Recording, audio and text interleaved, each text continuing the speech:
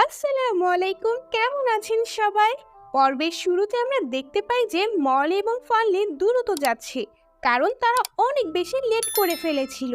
তাই তারা অনেক দৌড়ে এক্সাম হলের সামনে যায়।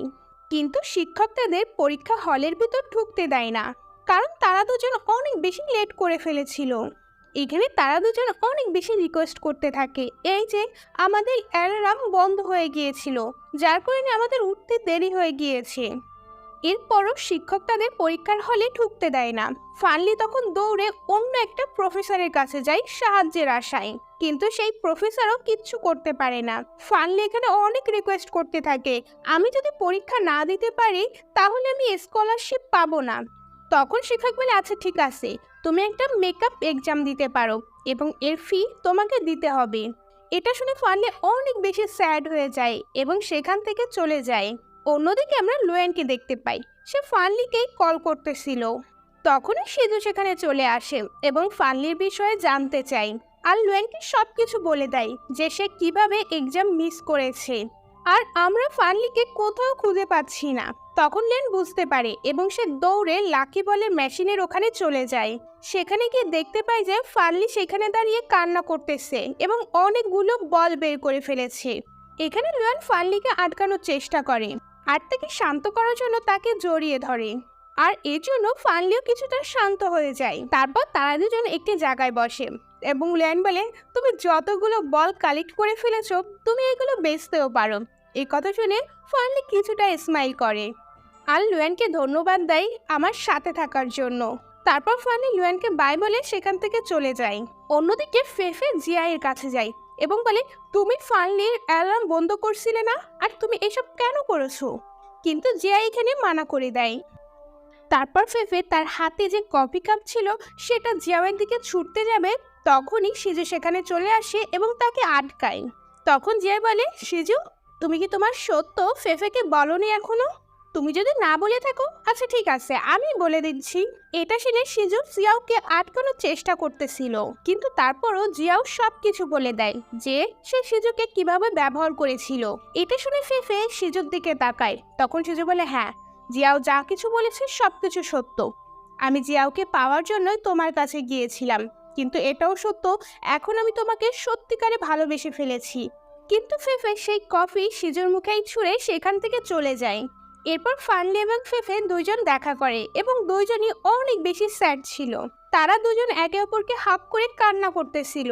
তারা দুজন ভাবতে থাকে, এই জিয়াওয়ের কারণেই আমি এক্সাম মিস করেছি, এবং ফেফে ভাবে এই জিয়াওয়ের কারণেই সিজু আমার সঙ্গে চিট করেছে।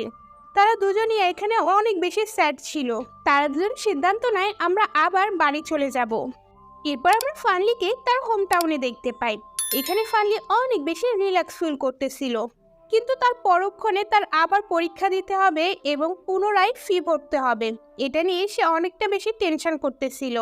এখানে গ্র্যান্ডমাও তার সঙ্গে অনেক খারাপ ব্যবহার করতেছিল। গ্র্যান্ডমা তাকে বলে, তুমি এইবার তোমার পরীক্ষা মিস করে ফেলেছো। তোমার প্রফেসর আমাকে ফোন দিয়ে সবকিছু বলেছে। তিনি আমাকে আরও বলেছেন তুমি বিগ সিটিতে যেয়ে অনেক চেঞ্জ হয়ে গিয়েছো। তোমার অনেক হার্ড ওয়ার্ক করার কথা ছিল, কিন্তু তুমি সেটা করোনি। ফানলি এখানে তাকে অনেক বোঝানোর চেষ্টা করে এবং বলে সবসময় হার্ড ওয়ার্ক কাজ করে না। তো গ্র্যান্ডমা তার কোনো কথা না শুনেই সেখান থেকে চলে যায়। অন্যদিকে আমরা লুয়ানকে দেখতে পাই, সে ফানলিকে অনেক বেশি মিস করতেছিল। তখন সিজু তার ঘরে আসে তার সঙ্গে দেখা করার জন্য।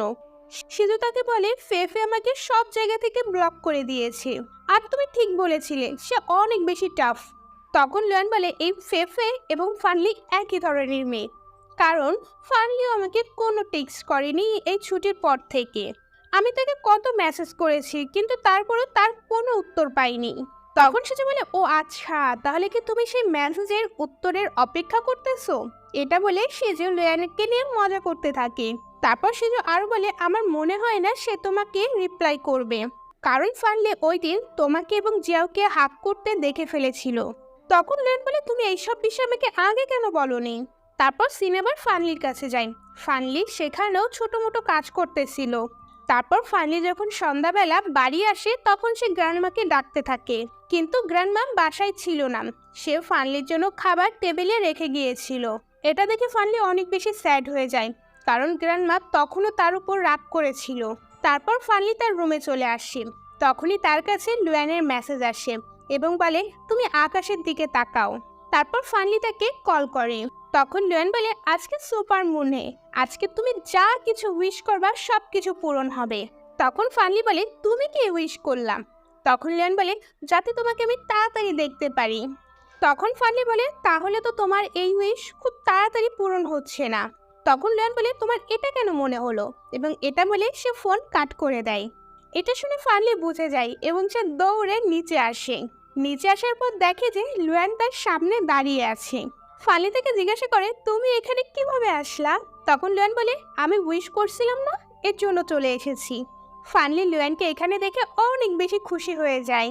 তখন ফানলি পিছন থেকে গ্র্যান্ডমাকে আসতে দেখে, তাই সে লুয়ানকে তাড়াতাড়ি নিয়ে তার ঘরে লুকিয়ে রাখে। তখন লুয়ান তার কাছে জিজ্ঞাসা করে আচ্ছা আমরা লুকাচ্ছি কেন? তখন ফানলি বলে গ্র্যান্ডমা আমার উপর অনেক বেশি রেগে আছে এক্সাম নিয়ে, আর উনি যদি এখন তোমাকে দেখে নেয় তাহলে আরো বেশি রাগ করবে, আর সে অনেক বেশি ওল্ড হয়ে গিয়েছে, তাই আমি তাকে হার্ট করতে চাই না। আর এইসব শুনে লুয়ানও অপেক্ষা করতে রাজি হয়ে যায়। তারপর ফানলি বাইরে এসে দেখতে থাকে। তখন সে দেখতে পায় যে গ্র্যান্ডমা তখনও সেখানে বসে আছে। এটা দেখে ফানলি আবার রুমে আসে এবং লুয়ানকে আর কিছুক্ষণ অপেক্ষা করতে বলে। তখন লুয়ান কিছু খাবার জিনিস চাই, কারণ তার অনেক বেশি খিদা লাগছিল। তখন ফানলি তার রুমে রাখা একটি বেরিসের জার তাকে দেয়। সেটা খাওয়ার পর তারা দুজনই বিছানায় ঘুমিয়ে পড়ে নেশাগ্রস্ত অবস্থায়, কারণ সে বেরিসের মধ্যে নেশাজাতীয় পদার্থ ছিল। এখানে লুয়ান ফানলিকে সরি বলে জিয়াওকে হাত করার জন্য। সে আরো বলে আমি এইসব ইচ্ছাকৃতভাবে করিনি। তখন ফানলি বলে তুমি কি এটা বলার জন্য এত দূরে এসেছো? এরপর তারা দুজনই ঘুমিয়ে পড়ে। পরের দিন সকালে আমরা দেখতে পাই যে দুজনই একসঙ্গে এক বিছানায় ঘুমিয়ে আছে। তখনই লুয়ানের চোখ খোলে এবং গ্র্যান্ডমা ফানলিকে ডাকতেছিল। যখনই লুয়ান দরজার কাছে যাবে তখনই গ্র্যান্ডমা দরজা খুলে ভিতরে চলে আসে এবং তাদের দুজনকে একসঙ্গে দেখে ফেলে।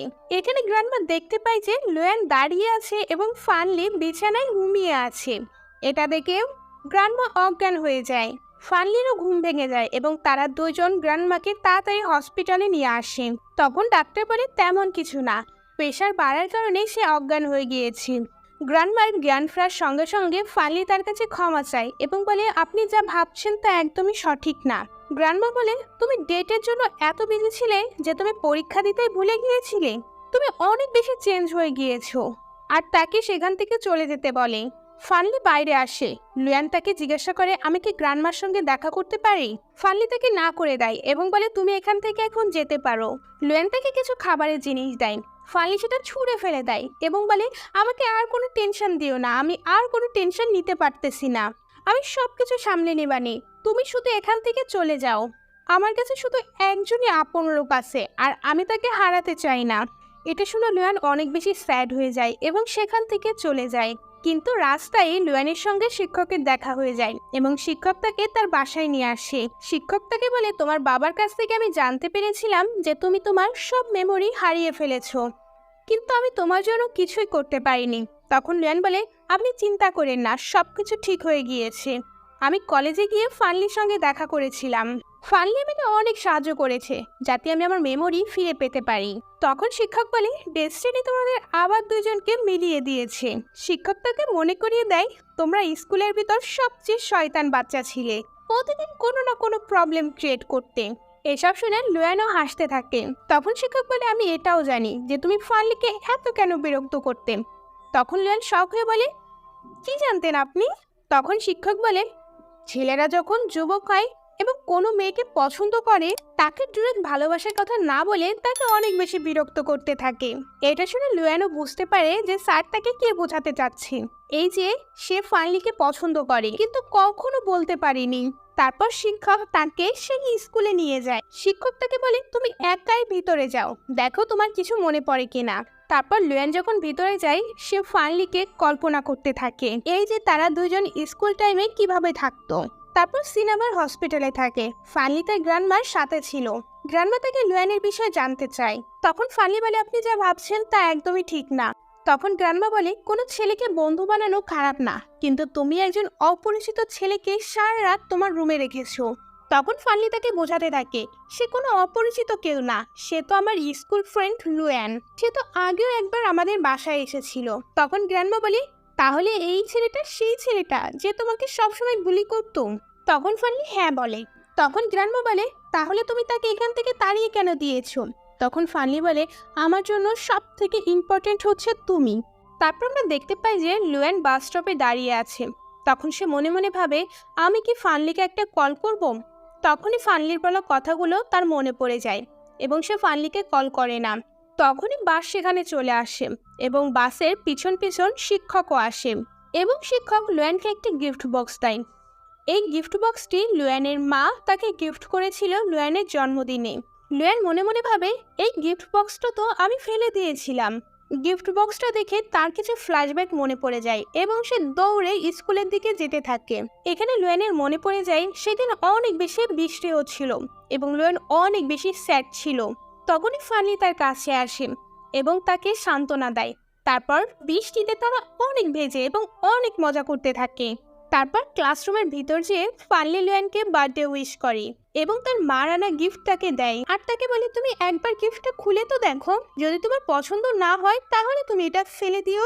এখানে লুয়ান অনেক বেশি রাগ করতে থাকে এবং বলে, তুমি আমার মাকে চেনো না আর তুমি এত ভালো মেয়ে হয়ে আমার লাইফে ইন্টারফেয়ার করার একদমই দরকার নেই। আর এটা বলে লুয়ান সেখান থেকে চলে যায়। এরপর লুয়ান দৌড়ে হসপিটালে যায় ফানলির সঙ্গে দেখা করার জন্য, কিন্তু সে সেখানে ছিল না। তারপর লুয়ান দৌড়ে অন্য কোথাও যেতে থাকে। তখন লুয়ানের পাস্টের কথা মনে পড়ে যায়। ফানলি তাকে সব সময় সাহায্য করেছিল যখনই সে স্যাড ছিল, কিন্তু আমি কতটা কষ্ট দিয়েছি ফানলিকে।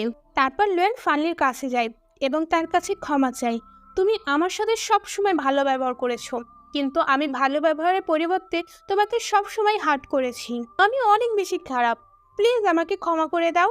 তখন ফানলি তার কাছে ক্ষমা চায় প্রেজেন্টের জন্য, যে আমি তোমার সঙ্গে অনেক রুট ব্যবহার করেছি। তারপর তারা দুইজনই একে অপরকে হাগ করে এবং এর মধ্যে দিয়ে এই পর্বটা শেষ হয়ে যায়। কেমন লাগছে আমাকে জানাতে ভুলবেন না।